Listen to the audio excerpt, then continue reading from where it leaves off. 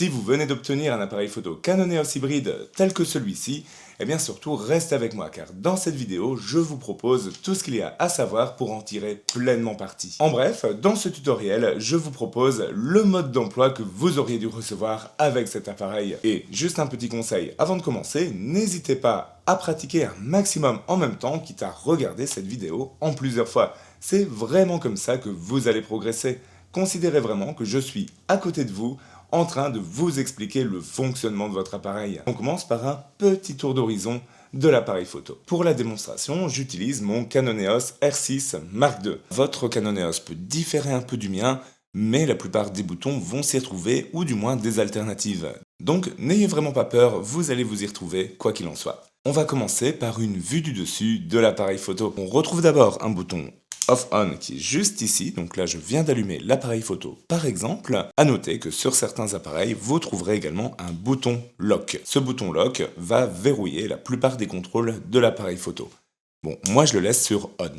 On retrouve ensuite bien sûr le déclencheur, le bouton qui vous permet de prendre la photo. À noter qu'on a deux niveaux de pression, vous devriez le sentir quand vous mettez votre index dessus. À mi-pression, qui servira à faire la mise au point, etc. On verra ça plus tard. Et quand on appuie à fond bien sûr, on déclenche pour prendre la photo. On a ici ce bouton rouge qui nous permet de faire l'enregistrement de vidéo. Donc on appuie dessus, ça déclenche l'enregistrement d'une vidéo. On réappuie dessus pour arrêter la vidéo. On retrouve aussi une roulette de réglage juste ici, qu'on peut tourner à gauche ou à droite, et qui nous permettra de faire des réglages sur l'appareil photo qu'on expliquera plus tard, mais cette roulette-ci est très importante. La différence entre un appareil photo assez haut de gamme et un appareil photo d'entrée de gamme, c'est que sur un R100 par exemple, vous retrouverez qu'une seule roulette. Sur un appareil photo plus haut de gamme comme le R6 Mark II que je vous présente ici, vous en retrouverez plusieurs que nous découvrirons plus tard. Ici, vous avez également un bouton très important. C'est le bouton de sélection de mode de prise de vue. C'est ça qui nous permettra de passer par exemple en mode manuel, ou dans d'autres modes que nous découvrirons aussi dans cette vidéo. Dans un premier temps, je vous conseille de la mettre sur le mode automatique. Le mode automatique, c'est vraiment le mode vert que vous allez retrouver juste ici. À gauche, ici, je retrouve sur mon appareil photo un mode de sélection photo ou vidéo. À titre de comparaison, j'ai ici un Canon EOS RP. Ici, on voit qu'on a un bouton on-off qui est ici à gauche, et que le mode vidéo, lui, cette fois-ci, apparaît sur la roulette de sélection de mode qui est juste ici. Donc vous voyez qu'il y a des petites différences entre les modèles, mais que pour l'essentiel, eh bien, on s'y retrouve quand même. Aussi, sur cette face avant, je retrouve ce bouton MFN, que vous n'avez peut-être pas sur un appareil comme le R100. Il permet d'avoir un accès rapide à certaines fonctions. On détaillera ça plus tard également. Mais si je vous parle de ce bouton MFN, sachez qu'il est juste là. Parlons ensuite de l'objectif qui se trouve juste au-dessus. Au niveau de l'objectif, on va retrouver plusieurs bagues qui se trouvent ici. Et dans le cas du mien, un pare-soleil que je peux très bien d'ailleurs venir enlever et venir mettre correctement. Là, on était dans une position de transport plutôt. Bon, nous, on veut vraiment parler de l'objectif ici. Sur l'objectif, on va retrouver principalement plusieurs bagues. La première, la principale, ça va être la bague du zoom. Quand je tourne cette bague, eh bien, on voit que l'objectif va venir zoomer ou dézoomer. Donc simplement, je me rapproche de mon sujet. On a aussi, en fonction des objectifs, une bague pour la mise au point en mode manuel ou pour la retouche de mise au point. Et enfin, dans certains objectifs RF, donc les nouveaux objectifs de Canon, on retrouve aussi ici une bague de réglage. C'est une bague de réglage qui peut être affectée à n'importe quel réglage de votre appareil photo.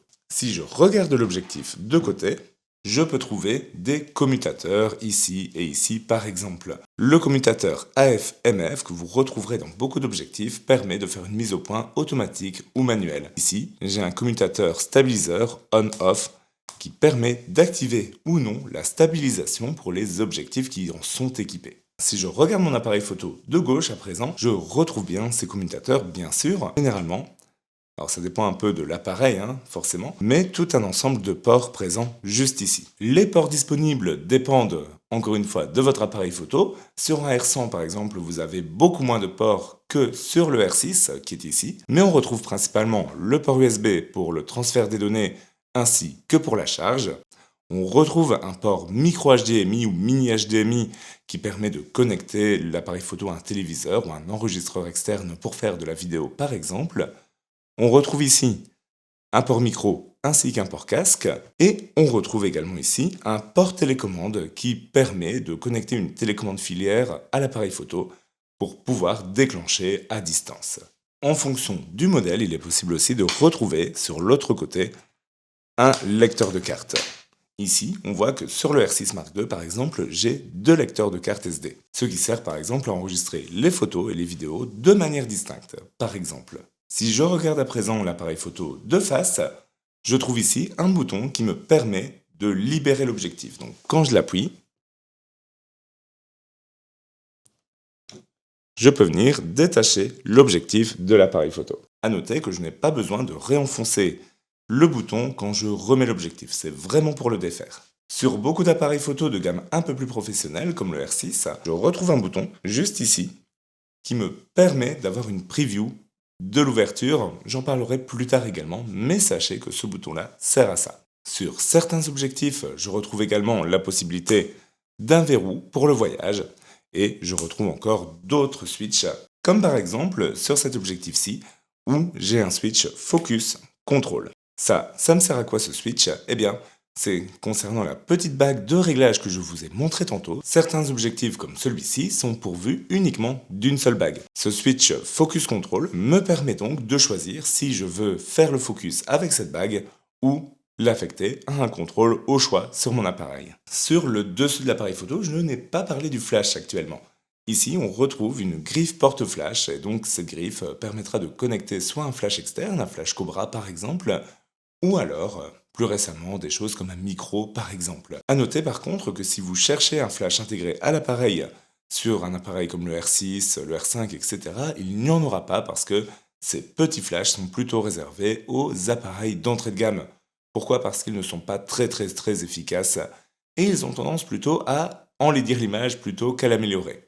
Mais sur un appareil d'entrée de gamme, comme celui-ci par exemple, on retrouvera bien sûr un petit flash à relever manuellement sur les appareils de la série EOS R. Sur le dessous de l'appareil photo, vous pourrez retrouver la batterie, donc je peux la prendre, la retirer comme ceci, et éventuellement un lecteur de carte mémoire s'il ne se trouve pas sur un des côtés de l'appareil. Ici, vous retrouverez également un pas de vis qui vous permet de connecter un trépied, tout simplement. Ok, j'ai installé une petite scénette ici pour la démo, mais continuons d'abord notre petit tour du propriétaire. Alors, que trouve-t-on à l'arrière de notre appareil photo?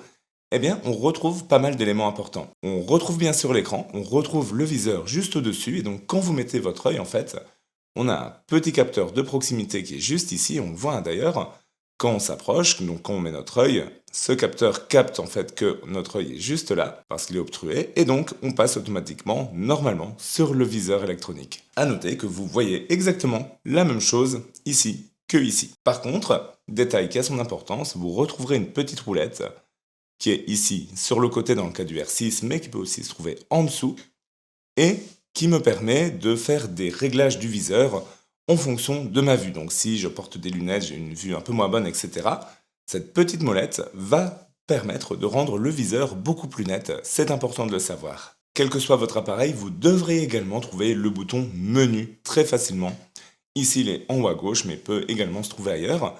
Ce bouton vous permet d'accéder au menu de votre appareil photo. À savoir qu'en fonction du mode de prise de vue, ce menu peut être plus ou moins étoffé. Là par exemple, en mode automatique, il est très réduit. Mais on retrouvera bien sûr plus d'informations dans les modes manuels ou semi-automatiques que l'on verra plus tard. Si je veux quitter le menu, je rappuie simplement sur le bouton menu.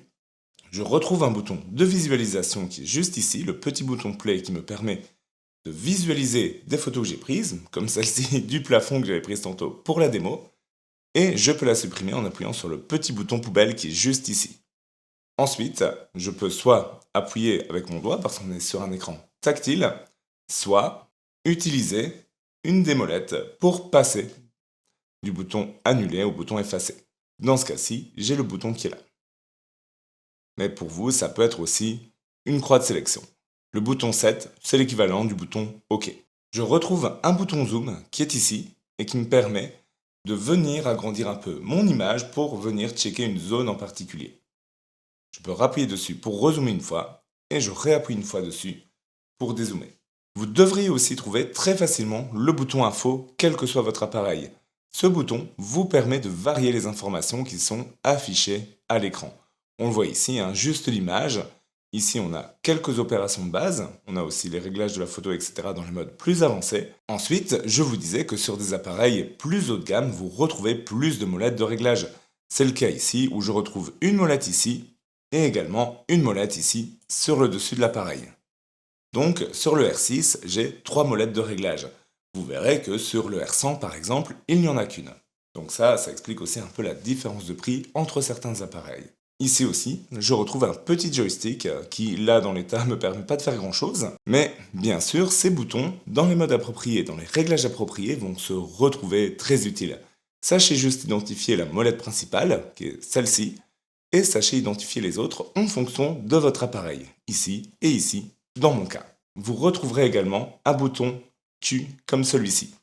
Ce bouton avec un Q dessus, pour Quick, vous permet un menu d'accès rapide. Alors sur le R6 Mark II, dans le mode auto, lui, il vient me proposer des pré-réglages, des flous d'arrière-plan, luminosité, contraste, saturation, etc.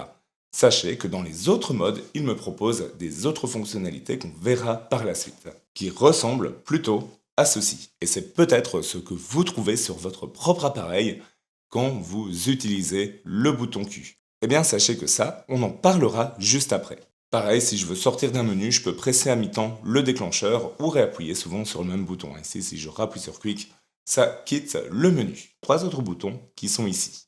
Ce bouton-là vous permet d'activer l'autofocus, donc de demander précisément de faire le focus. Moi, je l'ai réglé à une autre fonction, je vous montrerai ça plus tard. Ici, vous retrouvez un bouton qui vous permet de mémoriser l'exposition et ici, un bouton qui vous permet de faire des choix concernant l'autofocus.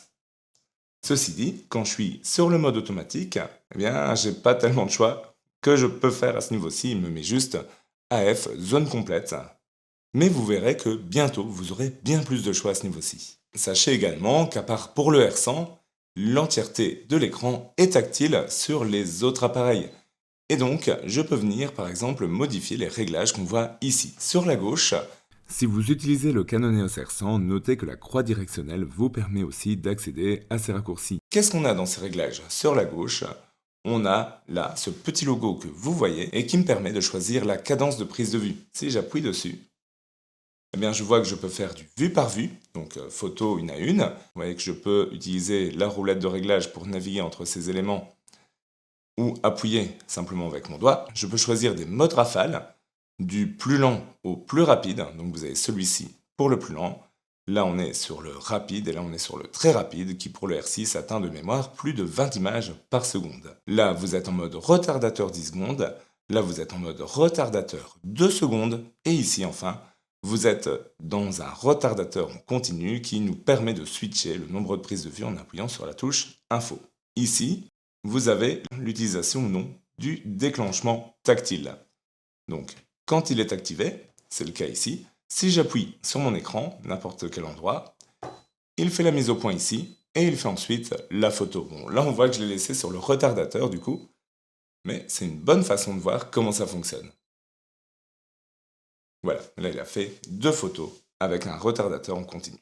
Moi, je vais revenir sur mon retardateur ici du coup, et le mettre en mode rafale.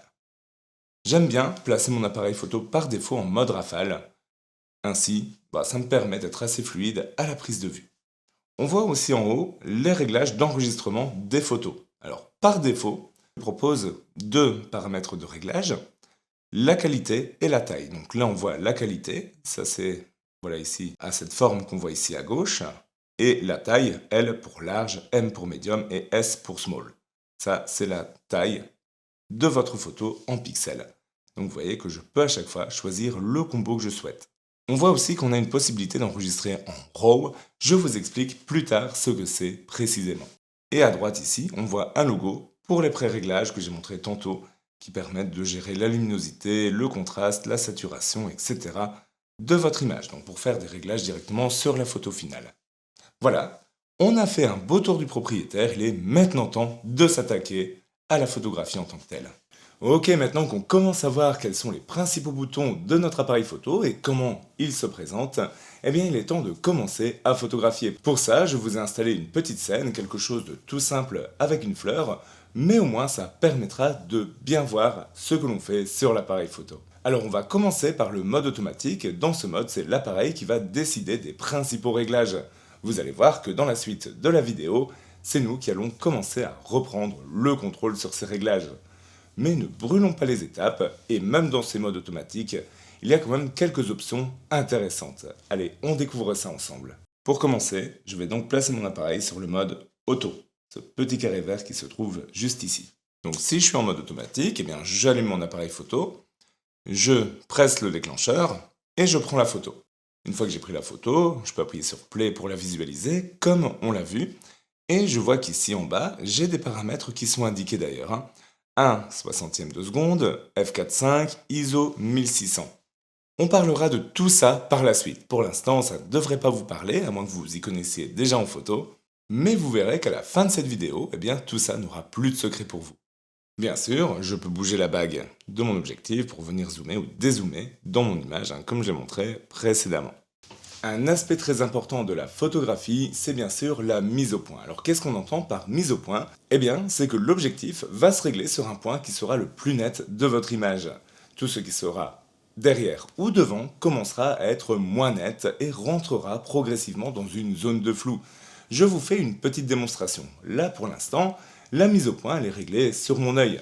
Vous voyez que mon visage est bien net, mon œil est très net, mais derrière, par exemple, le décor qui est juste là, eh bien lui est un peu dans une zone de flou. Pareil pour mon micro, lui il est un peu devant moi et il est un peu plus flou que le reste. Maintenant, admettons que je change la mise au point, admettons que je le fasse sur ma main, comme ceci. Eh bien là, vous voyez vraiment que ma main est nette, mais que mon bras, lui, commence à être dans du flou également. Et si je refais la mise au point maintenant sur mon œil, là, vous voyez que c'est exactement l'inverse, mon œil est bien net et la main est toute floue. Eh bien ça, c'est vraiment la mise au point. Et vous pouvez, même en mode automatique, déjà commencer à prendre le contrôle sur cette mise au point. Je vous montre ça. Voyons ce qui se passe quand je maintiens à mi-pression mon déclencheur. Donc là, j'appuie à moitié dessus. Et vous voyez qu'il me fait un petit tic-tic et qu'il affiche aussi des carrés verts sur le cadre. Et bien ça, c'est l'endroit où il a décidé de faire le focus. Donc là, ça marche bien, il l'a choisi lui-même, il l'a choisi directement. Il a bien dit OK, le sujet c'est le pot de fleurs qui se trouve là-bas au fond, donc c'est là-dessus que je dois faire la netteté. Donc ça, c'est parfait. Que se passe-t-il si j'ajoute un deuxième pot de fleurs? Eh bien là, si je fais la mise au point, on voit qu'il choisit lui-même là où il souhaite faire la netteté. Et donc ici, pourquoi pas, mais si je voulais faire la netteté sur la fleur du fond, là, ça me pose problème quelque part. Et pourquoi? Parce que je ne peux pas choisir laquelle de ces deux fleurs je veux venir avoir le plus net sur mon image. Eh bien, je peux venir simplement appuyer avec le doigt pour lui indiquer là où je souhaite faire la mise au point. À peu de choses près, tous les autres réglages sont choisis par l'appareil. Alors, ce qu'il faut vous dire en photographie, c'est que la photo, c'est une attention, une volonté de montrer quelque chose. Et la maîtrise de votre appareil photo va vous permettre d'aller plus loin dans cette volonté, de vraiment faire des choix qui vont vous permettre de montrer ce que vous voulez montrer de la façon avec laquelle vous voulez le montrer. Et pour l'instant, dans le mode automatique, eh bien, on laisse l'appareil décider de ça quelque part à notre place. À partir de maintenant, on va commencer à prendre le contrôle sur ces décisions. Alors, il y a plusieurs façons de le faire, et la première, c'est déjà une belle étape, c'est d'utiliser les modes scène. Plutôt que de laisser l'appareil deviner la scène qu'on est en train de photographier et d'adopter les réglages, eh bien on va lui dire ok, là je photographie un portrait, donc sous-entendu, j'ai envie peut-être qu'il y ait un peu plus de flou d'arrière-plan.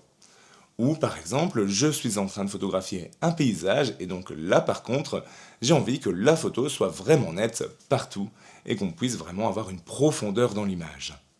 Ou encore, je suis en train de photographier quelqu'un qui court, qui fait du sport et donc j'ai vraiment besoin de figer le mouvement. Eh bien tout ça, ça peut se passer déjà dans les modes scène, on découvre ça. Si on passe en mode scène, là, maintenant, on a le contrôle sur qu'est-ce qu'on photographie. Ça veut dire que là, j'ai le logo par exemple d'un portrait, j'appuie, Et j'ai à présent la possibilité de venir choisir portrait, photo de groupe, paysage, photo panoramique, sport, enfant, filet, gros plan, aliments, portrait de nuit, scène de nuit à main levée ou même HDR. Bref, ces modes-ci me permettent donc de dire à l'appareil photo, ok, là devant, c'est un paysage que je photographie et donc adapte tes réglages pour faire un paysage. Certains modes sont un peu spéciaux, comme le mode photo panoramique qui permet de créer un panorama en déplaçant l'appareil photo tout en maintenant enfoncé le déclencheur. Pareil pour le mode scène de nuit à main levée qui va prendre 4 photos consécutives et les aligner pour essayer d'avoir une photo nette et bien éclairée. Le mode contrôle rétroéclairage HDR va permettre de prendre 3 photos de suite et de les assembler pour avoir en même temps sur la même image les zones claires et les zones sombres bien exposées. Enfin, obturateur silencieux va permettre de photographier sans bruit. Puisqu'on est ici sur un appareil photo hybride, eh bien on peut le faire de cette façon-là. Voilà, je choisis le mode et je peux prendre la photo, voilà à quoi sert le mode scène. Le reste, plus ou moins, ne change pas. On voit par contre que si j'appuie sur le bouton Q, qui est ici, le bouton d'accès rapide, j'ai à présent plusieurs réglages malgré tout, notamment la possibilité de faire des changements sur l'autofocus, la possibilité de changer la scène, comme on vient de le montrer, la possibilité de changer le mode d'acquisition qu'on a déjà vu, et encore d'autres réglages, mais que je ne détaillerai pas maintenant, puisque je vous détaillerai tout ça dans le mode P, qui arrive bientôt. Ok, les modes scène, c'était déjà un premier pas pour reprendre le contrôle sur votre appareil photo. Mais maintenant, je vous propose d'aller plus loin. On va commencer à s'intéresser aux 4 modes que les photographes expérimentés utilisent le plus souvent. Les modes P, AV, TV et M. On va découvrir tout ça ensemble bien entendu, mais comprenez bien que dans ces 4 modes, on va avoir accès à bien plus de réglages. Et on commence bien sûr par le mode P. Le mode P, c'est un genre de mode automatique plus. C'est-à-dire que l'appareil va toujours décider de certains paramètres importants dont nous reprendrons le contrôle sur les modes suivants, mais pour autant vous aurez déjà bien plus d'options et bien plus de liberté. Passons maintenant en mode P. Et dans ce mode P, on voit qu'on a plusieurs réglages supplémentaires qui sont dispo d'abord sur l'écran. Et si j'appuie sur le mode Q qui est ici, je vois que j'en ai encore plus de dispo que précédemment. Et il est grand temps de s'intéresser à tout ça. La première chose que vous voyez ici en bas à droite, c'est une valeur ISO qui est réglée normalement par défaut sur automatique, auto. Je vous conseille de le laisser dans un premier temps sur auto, ainsi que dans les chapitres suivants de la vidéo. S'il n'est pas réglé en auto, j'appuie dessus et je viens slider pour mettre ça tout à gauche. Alternativement, on voit que là, on a un petit logo de roulette qui est affecté à ce bouton-là. Et donc du coup, ça veut dire que je peux venir changer cette valeur-là avec la molette secondaire. Donc si je viens ici, sur la droite, je vois que je peux venir changer ça. Bon, là on le laisse vraiment sur auto. Je vous expliquerai ça beaucoup plus en détail dans la vidéo par la suite. Là, on voit qu'on a ce qu'on appelle la correction d'exposition. C'est quoi cette correction d'exposition? Eh bien, quand j'appuie dessus, je peux dire en fait à l'appareil, bah non, je veux que la photo soit plus sombre. Là, la photo, elle est beaucoup trop claire. Je veux qu'elle soit plus sombre. La valeur 0, c'est la valeur qui est calculée par l'appareil, où il se dit, ok, pour moi, la bonne exposition, on parle d'exposition par la luminosité de la photo, qui résulte des réglages qu'il aura choisis, en gros.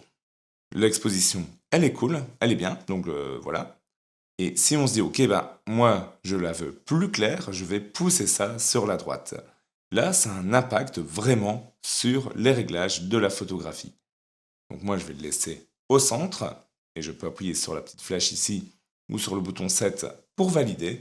Mais sachez déjà que ce réglage-là est très important et vous permet déjà de garder le contrôle du coup sur le fait de est-ce que je veux la photo plus claire ou plus sombre. Et ça aussi des autres impacts qu'on détaillera plus tard d'ailleurs.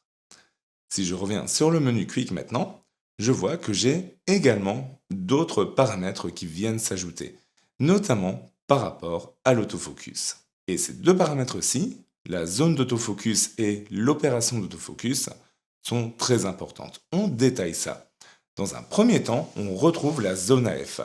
Par défaut, ce qu'on utilisait précédemment, c'était ici, la zone complète, ce qu'il y a tout à droite. Donc on peut venir changer ça soit avec la molette principale, soit ici avec le joystick, ça marche aussi. Mais donc, si je viens là, tout à droite, il est marqué AF zone complète. AF zone complète, c'est le comportement précédent qu'on avait par défaut.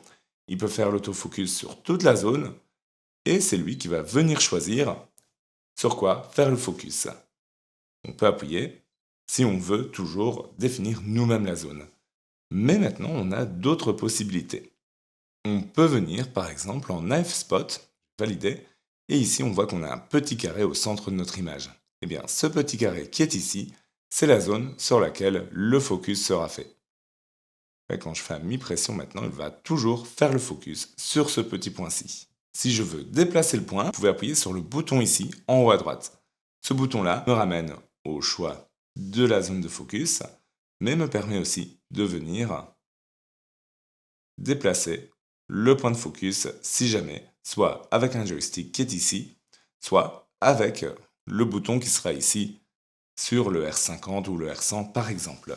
Pour changer de mode de focus ici, je peux soit utiliser le bouton MFN, qui est le bouton qui est affecté par défaut, ou la roulette. Moi, je l'ai paramétré comme ça dans les réglages. Je vous montrerai comment tantôt.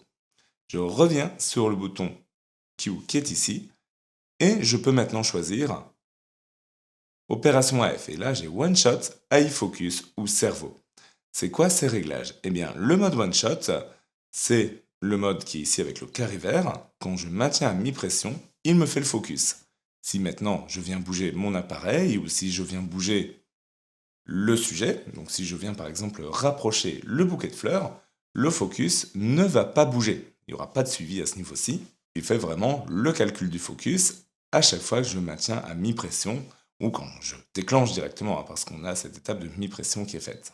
Je peux venir choisir le mode AF cerveau, et là vous voyez que le bouton en fait devient bleu quand je fais mon focus à mi-pression, et en fait c'est un mode de suivi. Donc une fois que j'ai mon suivi qui est là, bien vous voyez qu'il essaye de le suivre. Alors là ça n'a pas beaucoup de sens vu que c'est un sujet immobile. Donc ça c'est très adapté pour un sujet qui bouge, que ce soit du portrait en mouvement, que ce soit du sport, etc. Ce mode-ci va me permettre vraiment de garder mon sujet en focus, même si mon appareil se déplace ou si le sujet se déplace. Ça peut être très pratique. Vous avez aussi Eye Focus qui, grosso modo, laisse l'appareil décider si le sujet doit être suivi ou pas. Généralement, on va quand même essayer de garder le contrôle, donc moi je vous conseillerais de choisir soit du one-shot, soit du cerveau. Ça dépend vraiment de ce que vous souhaitez. Regardons encore le reste. On a la qualité d'image toujours, le mode d'acquisition. On a à présent le mode de mesure aussi. Alors le mode de mesure, c'est quelque chose qui est peut-être un peu moins connu et un peu sous-estimé, mais je vous ai dit qu'il y a un calcul de la luminosité qui est fait.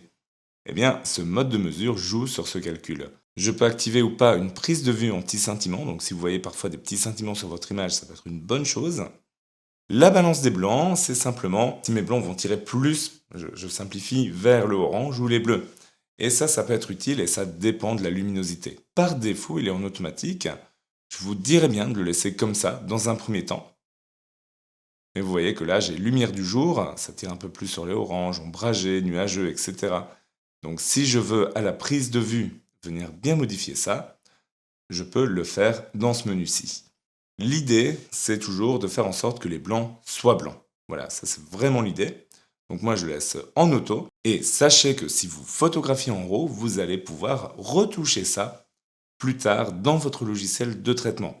Et ça on en parlera aussi dans la suite de la vidéo. On a le style d'image qui permet d'avoir des styles un peu différents. Donc par défaut il est sur auto.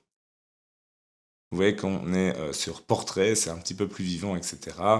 Paysage, détail fin, neutre, on voit vraiment les modifications que ça fait. Alors moi je vais le laisser sur fidèle, c'est le paramètre que j'utilise par défaut personnellement, mais sachez qu'il y a moyen aussi de le personnaliser. Quand on verra la photo en RAW, tout ça on pourra remodifier au post-traitement par rapport au JPEG où le style sera figé maintenant. Ici, sur les appareils qui supportent la fonction comme le R6 Mark II, on trouve le sujet à détecter, donc il va essayer de détecter des sujets. Par défaut, il est en auto, on peut le laisser en auto, mais on peut dire ok, moi je veux vraiment que tu te priorises sur le fait de détecter des personnes, des animaux ou des véhicules, ou alors que je désactive complètement. Moi je vais le laisser sur auto. Et enfin, recadrage vous permet de faire un recadrage de vos images. que ce soit un petit crop, que ce soit en 1:1 pour format carré, en format 4/3 ou en format 16/9, un peu format télé. Moi, je vais le laisser en full. Là aussi, pour le recadrage, sachez que si vous photographiez en RAW, eh bien, vous garderez quand même la photo complète, in fine. On verra la photographie en RAW par la suite. Pour résumer, le mode P, c'est le mode automatique avec toutes ces fonctions-là en plus. On va maintenant commencer à s'intéresser aux réglages les plus importants au niveau de l'appareil photo, ce qu'on appelle le triangle d'exposition.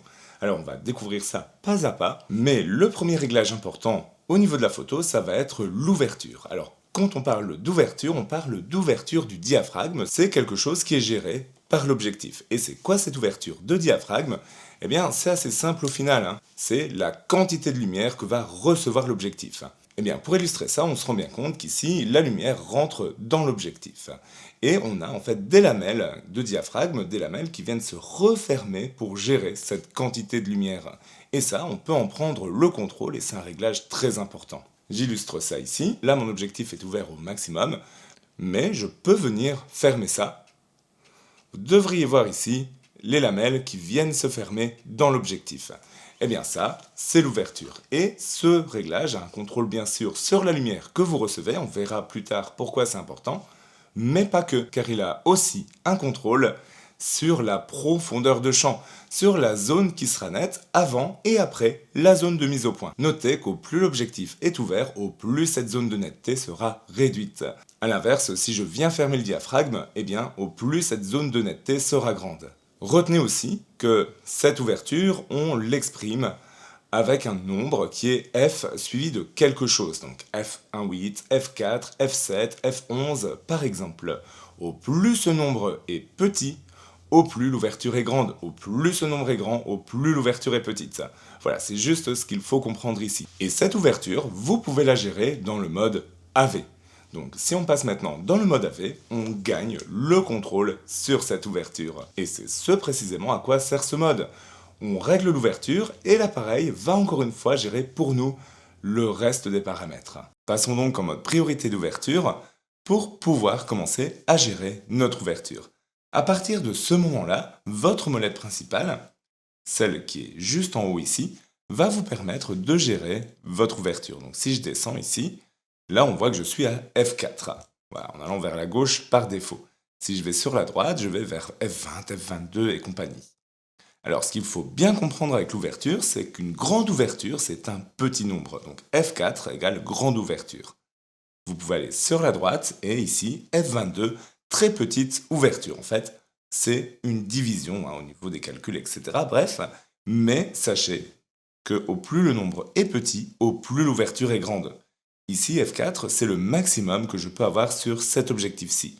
Car oui, l'ouverture dépend de votre objectif. Et même, sur certains objectifs, au plus vous zoomez, au plus l'ouverture maximum sera réduite. Donc, il n'est pas rare, sur des objectifs d'entrée de gamme, que quand vous zoomez, plutôt que de pouvoir ouvrir par exemple à F5 ou à F4, vous puissiez ouvrir au maximum à F7. Ça dépend vraiment de votre objectif. Bon, moi, c'est pas le cas. C'est ce qu'on appelle un objectif à ouverture constante, on en reparlera, mais sachez-le. Alors, c'est quoi la différence? Eh bien, je vais cadrer ça de cette façon-ci, que vous puissiez bien voir la différence. Car la différence, elle est non seulement dans la lumière que reçoit l'appareil, alors comme il est en mode priorité ouverture, il compense avec d'autres réglages, vous n'avez pas à vous en soucier pour l'instant, mais par contre, ça va jouer sur ce qu'on appelle la profondeur de champ. Ici, je photographie à f4 en faisant mon autofocus ici sur la première plante. Qu'est-ce qu'on voit? On voit que la deuxième plante ici est relativement floue par rapport à la première. Par contre, si je fais le même cadrage avec le focus au même endroit mais que je ferme l'ouverture, voilà ici je mets F11 par exemple, et je reprends la même photo, on voit cette fois-ci une belle différence avec la fleur qui est nettement plus nette. Donc c'est vraiment de ça dont je vous parlais quand je vous disais que l'ouverture joue sur ce qu'on appelle la profondeur de champ, donc la zone de netteté de votre photo par rapport à la zone de mise au point. On voit ici on est sur F4, ici on est sur F11.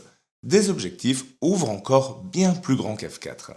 Ici aussi, sachez que vous avez accès à la correction d'exposition, que vous pouvez venir sélectionner et retoucher avec l'écran tactile, ou dans le cas d'une deuxième molette, avec la deuxième molette, souvent après avoir pressé un peu sur le déclencheur d'ailleurs. On voit d'ailleurs que le logo de la molette s'affiche. Si vous n'avez pas de molette, cherchez un bouton marqué AV sur votre appareil. En le maintenant et en bougeant la roulette principale, vous pourrez aussi modifier la correction d'exposition avec le bouton. C'est particulièrement utile avec le R100 qui n'a pas d'écran tactile.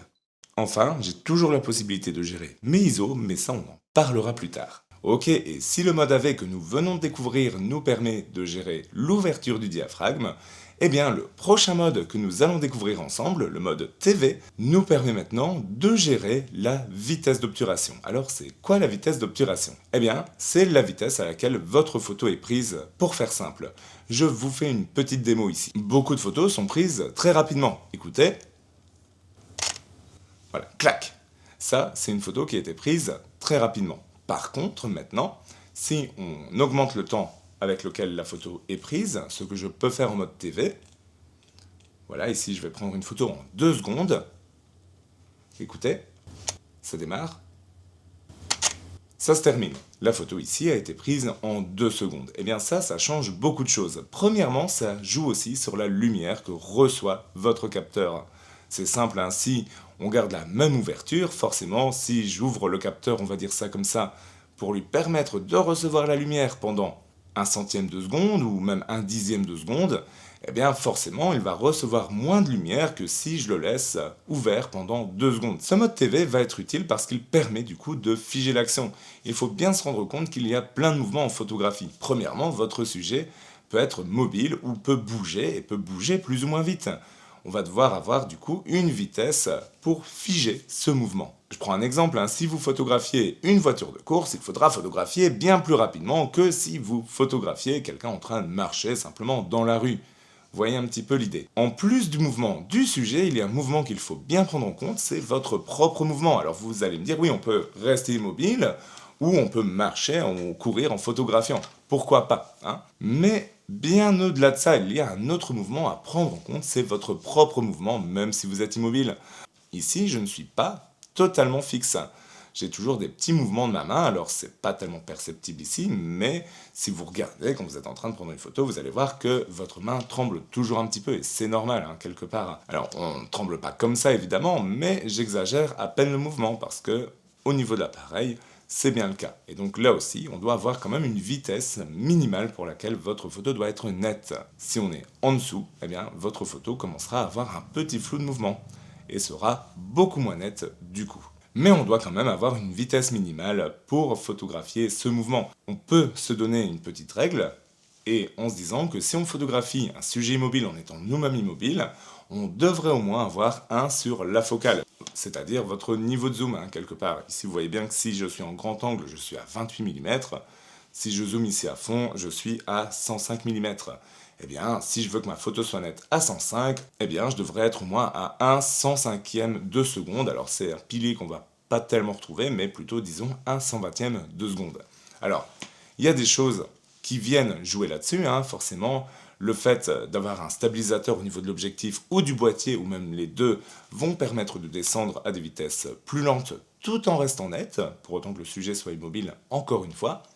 Bien sûr, si votre sujet est en mouvement, on peut partir à un 200e, à 300e de seconde, voire plus en fonction de la vitesse de votre sujet. Et on peut descendre bien en dessous pour faire certains effets créatifs, comme les pauses longues par exemple. J'ai d'ailleurs une vidéo sur le sujet juste ici, avec plein d'effets créatifs que vous pouvez faire en mode TV. Je vous la mets aussi en description avec d'autres vidéos qui pourraient vous être utiles pour aller plus loin. On fait une démonstration de tout ça. Le mode TV, pour priorité vitesse, fonctionne de la même façon, mais pour la vitesse. Ici, en bougeant la molette, c'est la vitesse qui va s'adapter. Vous voyez qu'ici, par exemple, je suis à un 60e de seconde, parce que c'est en fragments de seconde, et qu'au plus je vais sur la droite avec ma roulette, au plus je vais sur une fraction de seconde. Un 5/100e de seconde, c'est bien plus rapide qu'un 40e de seconde, nous sommes d'accord. Il y a une limite à ça, c'est que à un moment donné, si on va trop rapidement, eh bien, il ne saura plus compenser avec les autres réglages. On voit qu'ici, un 4 millième de seconde, eh bien, la photo sera sombre par défaut, et il nous l'affiche notamment avec l'ouverture qui est calculée, et qui clignote en disant, en gros, je ne peux pas ouvrir plus pour compenser ta vitesse. C'est pour ça que ça clignote ici. Si je reprends une vitesse acceptable, 1/160e, là, il me dit, ok, je vais ouvrir à 4,5 pour compenser. C'est vraiment, en fait, le calcul que font ces modes. Maintenant que vous comprenez la vitesse et l'ouverture, eh bien, vous voyez que si je pars, par exemple, maintenant à 0,8, comme la photo va être prise beaucoup plus lentement, il y aura bien plus de lumière qui va arriver au niveau du capteur, c'est logique. Et du coup, mais là on voit qu'il photographie à f9 pour compenser. Alors maintenant, on a découvert 3 des 4 grands modes de votre appareil photo, à savoir le mode P, le mode AV, le mode TV.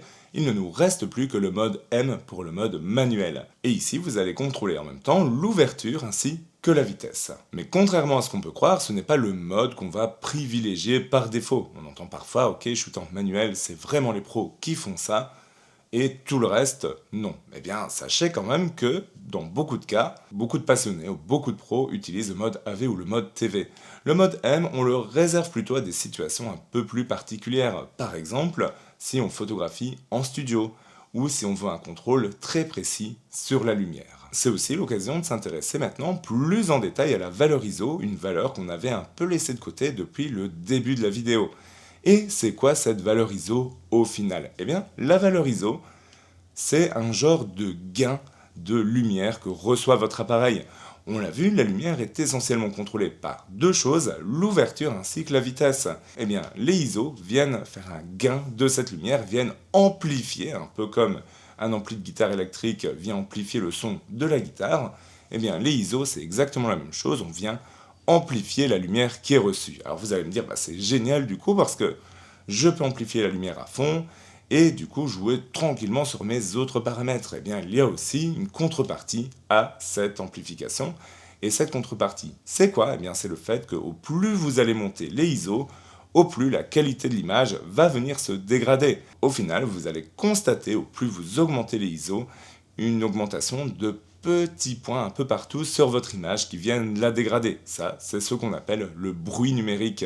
Et le mode manuel, du coup, le mode M, vous l'aurez compris, vous permet de gérer en même temps la vitesse, l'ouverture, ainsi que les ISO. Et donc à ce niveau-ci, bien là c'est très pratique sur un appareil comme celui-ci, vous comprenez du coup pourquoi il y a trois molettes.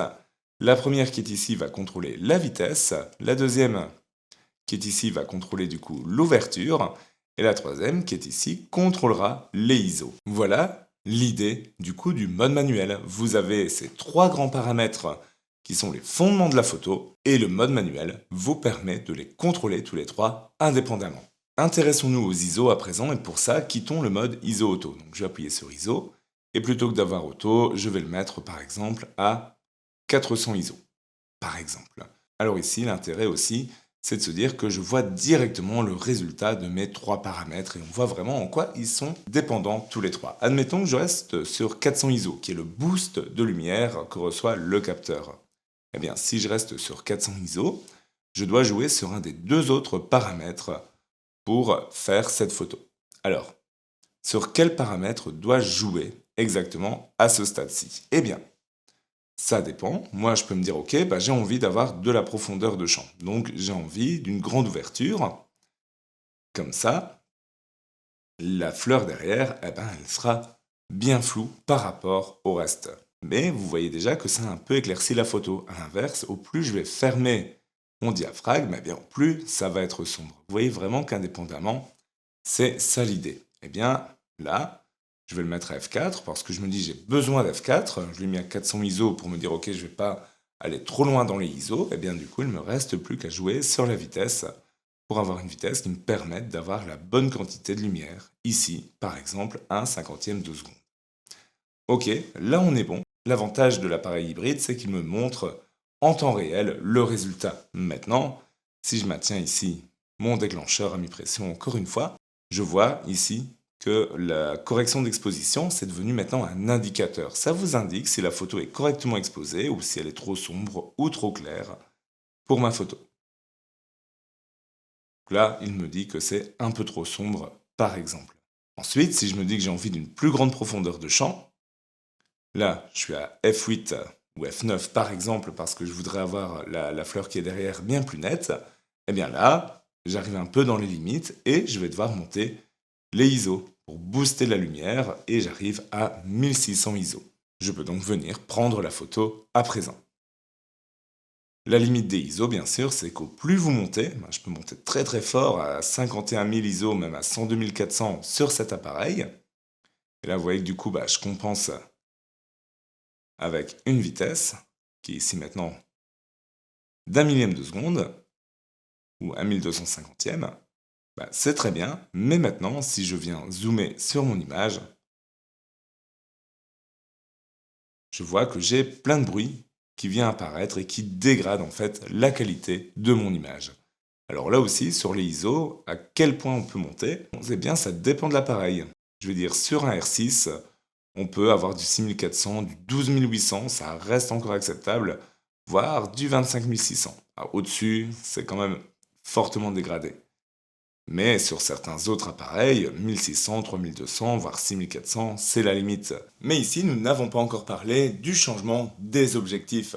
Et d'ailleurs, quel type d'objectif choisir? Quel objectif va sur votre appareil? Eh bien, nous répondons à toutes ces questions maintenant. Alors, je vous l'ai dit, le bouton est juste ici, on le presse et on vient dévisser pour prendre l'objectif et on le remet ensuite pour le réenclencher. Voilà, tout simplement. Là, je l'ai fait pas vraiment de la bonne façon, il faut vraiment le faire dans un endroit qui est pas poussiéreux. Bon là, c'est pas ça le souci, mais plutôt en maintenant vers le bas pour éviter que la poussière tombe sur le capteur, parce que si elle tombe sur le capteur, ça peut devenir un problème. Il faudra donc nettoyer le capteur, sinon vous aurez des petites taches dessus. Mais du coup, quelle est la différence entre les objectifs, lesquels choisir, bref, tout un tas de questions qu'il est bon de se poser. La première différence qu'on va trouver, ce sont les montures. C'est quoi les montures? Entre guillemets, c'est le type d'objectif et les appareils sur lesquels ils peuvent aller. Et sur vos appareils Canon, vous avez 4 montures principales. Quelles sont ces 4 montures? Les EFS, les EF, les RF et les RFS. La première chose que vous devez vous demander, c'est est-ce que vous êtes sur un appareil photo à grand capteur ou à petit capteur? C'est simple, si vous avez un R100, un R50, un R7, un R10, vous êtes sur un petit capteur. Si vous avez un R8, un R6, un R5 ou un R3, qu'importe le Mark 1, Mark 2, etc., vous êtes sur un appareil à grand capteur. Les appareils à petit capteur peuvent prendre toutes les montures. Voilà, c'est simple. Les appareils à grand capteur peuvent prendre les montures qui n'ont pas de -S derrière, c'est-à-dire RF et EF. On pourrait mettre du RFS et du EFS sur un grand capteur, mais on aurait un crop dans l'image qui va s'appliquer, donc on n'exploiterait pas tout le capteur, on perdrait en définition. Sachez déjà ça. Ça, c'est la première chose. La deuxième, c'est que les objectifs EF et EFS sont là pour les réflexes. Donc c'est des objectifs qui sont plus vieux. Les objectifs RF et RFS sont des objectifs qui sont vraiment conçus pour les hybrides. Prenons un exemple. Ici, il s'agit d'un objectif que j'adore et qui est un objectif EF pour les réflexes numériques qui étaient là avant les hybrides. On peut les utiliser sur les hybrides, mais vous aurez besoin de ceci, une bague d'adaptation qui viendra se loger entre l'objectif qu'on voit ici et l'appareil, tout simplement. Ces bagues sont très bien conçues, Canon en fournit, et vous les trouvez aux alentours d'une centaine d'euros. Donc, ça peut être intéressant, d'autant que les anciens objectifs comme ceux-ci sont nettement moins chers et vous en trouvez énormément en occasion. Et quand on voit le prix de certains objectifs, on ne va pas s'en plaindre. Deuxième chose, c'est la plage focale, souvent exprimée avec deux nombres. 70-200 par exemple pour celui-ci, ou 24-105 pour celui que j'ai utilisé pour la vidéo. Ça, c'est entre guillemets le rapprochement. 24 mm, on est sur du grand angle à peu près. À partir de 80 mm, on commence à être sur du téléobjectif. Mais certains objectifs, comme celui-ci, n'ont qu'un seul chiffre dans leur dénomination, 16 mm. Eh bien, il s'agit d'une focale fixe, il n'y a pas de zoom. Si on monte cet objectif-là sur l'appareil, on a du 16 mm, point. Alors, ça a des avantages, globalement c'est moins cher, la qualité est souvent supérieure, mais surtout, on a souvent des ouvertures qui sont plus grandes, car oui, rappelez-vous, l'ouverture dépend de l'objectif. Et donc là aussi, vous retrouverez ça sur l'objectif, c'est indiqué, il sera marqué F quelque chose, et là aussi, vous pouvez avoir deux nombres. Soit vous avez, comme ici, un seul nombre, F de 8, c'est le cas pour celui-ci. Dans ce cas-ci, ça veut dire quoi? Ça veut dire que l'objectif eh bien, il ouvre à 2.8, qu'importe la plage focale. Bon, ici, c'est une focale fixe. L'objectif que j'ai utilisé ici, c'est un 24-105 f4. Ça veut dire que je peux zoomer ou dézoomer, j'aurai toujours l'ouverture maximale de f4. Cet objectif-ci existe aussi en f4, f7.1. Ça veut dire que quand je zoome, eh bien, quand je suis au max de zoom, je ne peux pas ouvrir plus grand que 7.1. La différence, c'est quoi? Eh bien, c'est le prix. Cet objectif-ci est à peu près à 1000 euros. L'autre dont je vous parle est à 400. Vous voyez un petit peu la différence. Et encore une autre chose importante, entre autres, la présence ou non de stabilisation. Vous verrez, pour les objectifs stabilisés, la mention IS dessus. Il existe encore bien d'autres différences, évidemment, mais du moins ce sont les essentiels. Alors tout au long de la vidéo, je vous ai aussi évoqué un peu le format RAW. C'est quoi ce format RAW au final? Eh bien c'est un format d'enregistrement des photos qu'on peut régler sur votre appareil. Voici comment. Passer dans les menus, juste ici. Là, dans les menus, d'ailleurs, c'est l'occasion de s'y intéresser un peu. On voit qu'on a plusieurs volets principaux. Appareil photo, autofocus, lecture, paramètres, etc. Et dans chacun de ces grands volets, on a des sous-volets. 1, 2, 3, 4, 5, jusqu'à 10 dans le mode manuel, mode AV, TV et compagnie. Et si je viens sur le premier volet, je retrouverai toujours qualité d'image. Ici, en choisissant ça, vous pouvez choisir entre les qualités d'image JPEG qu'on a vues précédemment ou la photo en RAW. Moi, j'ai pour habitude de photographier en RAW, comme ça je peux post-traiter mes photos avec un maximum de latitude. Je peux bouger avec la molette, on voit ici à chaque fois il nous indique la molette avec laquelle changer le paramètre ou je peux encore une fois utiliser l'écran tactile. Je peux photographier en RAW ou en CRAW. C'est quoi la différence entre le RAW et le CRAW? Le CRAW est une version compressée du RAW avec un peu moins d'infos, encore que, mais surtout qui prend beaucoup moins de place sur votre carte mémoire. On voit ici, là je peux photographier 6600 photos en CRAW ou 3000 en RAW, donc ça prend à peu près moitié moins de place. Le format RAW, c'est un format d'image qui enregistre toutes les informations du capteur au moment de la prise de vue. Ça change quoi? Eh bien, ça change le fait qu'on va pouvoir rattraper des zones qui sont trop claires sur votre image, ou au contraire rattraper des zones qui sont trop sombres, parce que si on photographie en JPEG, eh bien ces zones-ci, elles restent figées. En RAW, on sait rattraper de la matière. On sait aussi changer la balance des blancs après la photo, donc si votre photo est un peu trop orange ou un petit peu trop bleue, eh bien on sait modifier ça très facilement en post-traitement, ce qui n'est pas le cas non plus facilement avec un JPEG. Donc voilà, toutes ces informations supplémentaires qui sont enregistrées dans votre appareil photo. Donc vous allez me dire, c'est génial, alors autant régler tout le temps l'appareil photo en format RAW. Alors oui, mais il y a quand même quelques petites particularités. Premièrement, votre format RAW va peser beaucoup plus lourd qu'une photo au format JPEG. Elle va peser 2, 3, voire 4 fois plus de poids, et donc vous aurez la possibilité de stocker évidemment moins de photos sur la carte mémoire. Et aussi, il faudra penser au stockage sur l'ordinateur, évidemment. Donc ça, c'est une première chose. Quand vous allez photographier en rafale, vous aurez aussi un nombre de photos inférieur en format RAW que en JPEG. Mais aussi, et surtout, eh bien, ce format RAW, vous devrez obligatoirement passer par une étape de développement sur l'ordinateur, où vous allez retoucher un peu vos photos, ou les exporter telles quelles si elles vous conviennent, mais c'est une étape qui est obligatoire. Vous ne pouvez pas prendre une photo format RAW et l'envoyer directement sur Facebook, sur Messenger, sur Instagram, bref, vous devrez la convertir en bout de chaîne, en JPEG, avant de pouvoir en faire quelque chose.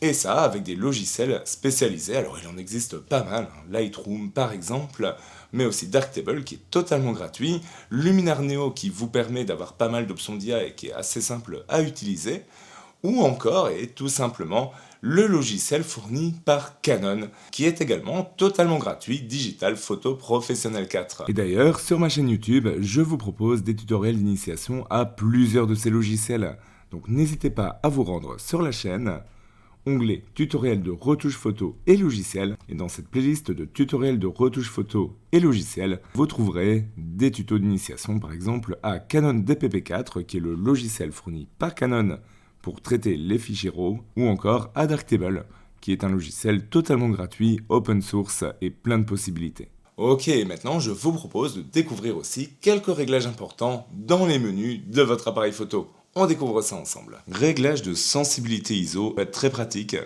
dans le sens où je peux venir donner une plage ISO à respecter dans plage auto. Moi je sais que le R6 donne très bien jusqu'à 12800 ISO, où c'est vraiment quand même la limite, et donc je l'ai défini à 100 à 12800 ISO. Dans certains appareils, c'est le cas du R6, on a un mode de bracketing, sur lequel j'ai fait une vidéo que je vous invite à regarder. Le mode de stabilisation, vérifiez bien qu'il est sur activé par défaut, que ce soit en vidéo ou en photo. Dans le menu des réglages sans fil, vous pouvez ici paramétrer de façon à vous connecter à votre iPhone par exemple ou à votre smartphone, ce qui permet de faire de la prise de vue à distance et donc qui est très pratique. Dans les réglages, formater la carte vous permet d'effacer tout ce qu'il y a sur la carte pour repartir d'une bonne base quand vous avez transféré vos photos. Attention, ça les efface vraiment définitivement. Et une fonction très intéressante également dans les appareils photo Canon, si vous allez dans les menus custom, c'est la fonction personnaliser les touches. Ici, vous pouvez réaffecter n'importe quelle touche de votre appareil photo à une autre fonction. Et par exemple, c'est ce que j'ai fait sur la touche AF On où je l'ai mis en One Shot Cerveau. Et donc moi, pour faire le changement One Shot Cerveau, je peux simplement maintenant appuyer sur AF On. C'est un raccourci que je mets sur tous mes appareils photo tellement c'est pratique. Mais d'autres font d'autres choses. Et nous voici arrivés maintenant, non pas à la fin de la vidéo, mais au début d'un voyage. Un voyage de passion pour la photo. J'espère que vraiment tout ça, ça vous a passionné et ça vous donne envie d'aller photographier un maximum. Mais ne me quittez pas tout de suite. Pour l'instant, ce qu'on a vu, eh bien, c'est vraiment les réglages de votre appareil photo Canon EOS. Il y a moyen d'aller beaucoup plus loin. D'ailleurs, premièrement, la photographie, ce n'est pas que de la technique. La technique est importante bien sûr, mais c'est le fait de savoir maîtriser votre appareil qui va vous ouvrir un tas de portes créatives au final. Et il y a encore bien plus de choses à découvrir. Premièrement, eh bien, il y a la composition. C'est quoi la composition? Quand on parle de composition, on parle de comment on crée notre image, les éléments qu'on met dedans, ceux qu'on exclut, là où on se place par rapport au sujet, d'en bas, d'en haut par exemple. Où est-ce qu'on va placer également nos éléments dans notre image? Tout ça a de l'importance. Et je vous invite aussi à en découvrir bien plus sur le sujet. Une autre chose qui est très importante en photographie également, photo ça vient de photos, je pense un truc comme ça, la lumière, certainement en grec ou quelque chose comme ça, petite vérification, mais du moins, la lumière est super importante. Ici, regardez par exemple, là j'ai une boîte à lumière qui m'éclaire de ce côté-ci, donc j'ai vraiment une belle lumière qui arrive sur moi. Et si je change cette configuration, eh bien, rien que l'image que vous voyez maintenant va changer. Je vous donne un exemple. Voilà, regardez ici, j'ai éteint ma boîte à lumière et j'ai utilisé l'éclairage du plafond, l'éclairage qu'on retrouve dans chaque maison au final. Tout ça pour vous faire comprendre que la lumière, c'est super important en photographie aussi. Mais là, on dépasse le cadre de cette vidéo. Mais j'ai pas mal d'autres vidéos sur ma chaîne qui pourraient vous aider à comprendre tout ça. Et il y en a bien sûr qui sont seulement en train d'arriver. Bon, moi, je remets mon éclairage, mais au moins cette petite démo vous aura fait comprendre l'importance de la lumière. En tout cas, si vous avez aimé cette vidéo, n'hésitez surtout pas à la liker, à la partager un maximum. Si elle vous a aidé, sachez que moi, tous ces petits gestes-là, les partages, les likes, etc., m'aide à dire à YouTube, cette vidéo elle est chouette au final. Et nous, on se retrouve très bientôt dans une prochaine vidéo. D'ici là, prends ton appareil photo et va photographier.